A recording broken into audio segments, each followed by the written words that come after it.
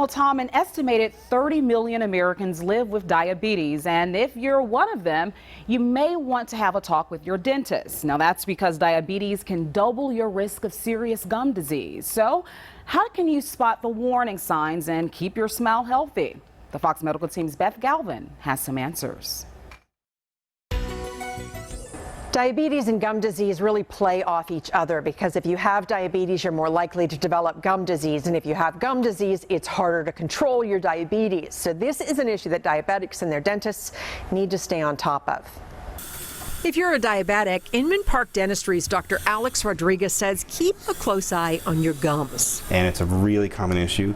If you have diabetes, you're at much greater risk to get gum disease. The reason? Diabetes drives up our blood sugar levels, and germs like bacteria in our mouths thrive on sugar.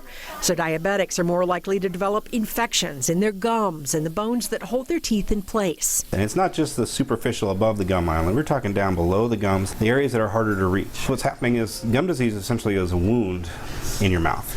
And when you have delayed healing, as you have with diabetes, that wound doesn't go away easily. As gum disease worsens, inflammatory chemicals can spill into our bloodstream, fueling diabetes. So you want to watch for signs of infection. Sore teeth, sore gums, deeper, as we call pockets around the teeth, all these are signs of some gum disease.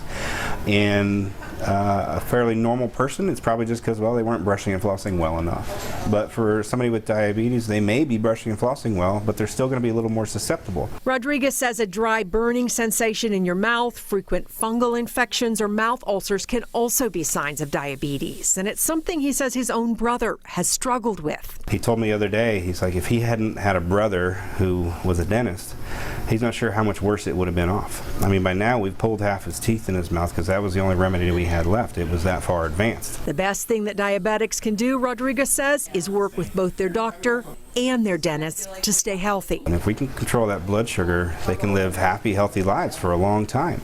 And if you have diabetes, you want to be brushing your teeth and flossing at least twice a day, and you want to see your dentist every 6 months. For the Fox Medical Team, I'm Beth Galvin.